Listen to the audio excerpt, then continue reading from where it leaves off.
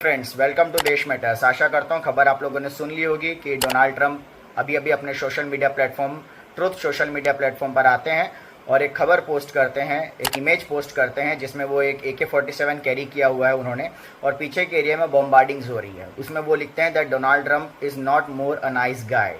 ऊपर वो ये लिखते हैं कि ईरान एक ऐसा देश है जिसको नॉन न्यूक्लियर एग्रीमेंट्स किस तरीके से साइन करते हैं ये पता नहीं है।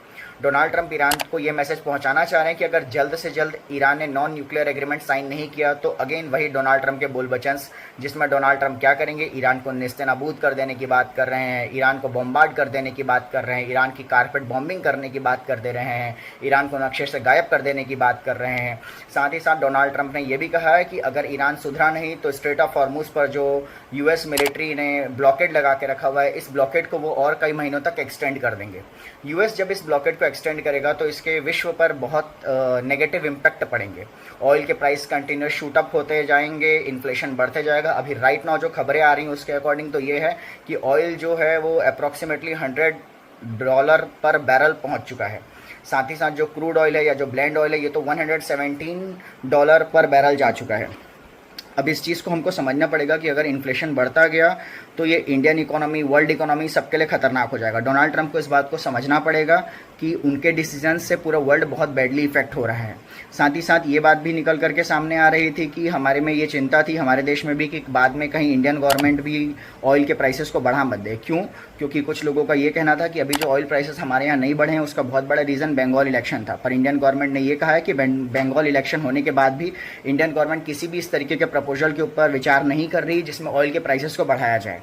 पर हाँ, अगर ये वॉर लंबी चलती है तब तो इंडियन गवर्नमेंट को भी कहीं ना कहीं ऑयल के प्राइसेस को बढ़ाने के बारे में सोचना पड़ेगा।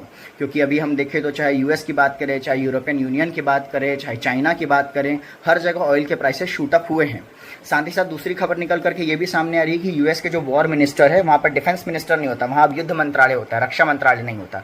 तो युद्ध मंत्रालय के जो मंत्री है पीट हेग्सेथ, उन्होंने कहा है जो US का डिफेंस बजट है वो 1 ट्रिलियन है, उसको भी ये लोग बढ़ा करके 1.5 ट्रिलियन करना चाहते हैं ताकि वो US की मिलिट्री को वर्ल्ड की स्ट्रॉन्गेस्ट मिलिट्री बना के रखे।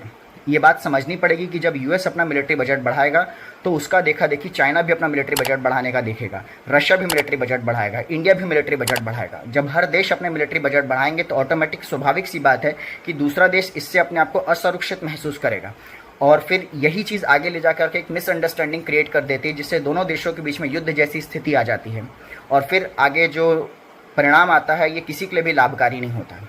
हम आशा करेंगे कि विश्व वैश्विक शांति की तरफ अग्रसर हो। आगे इस तरीके की खबरों के लिए आप हमारे साथ बने रहें।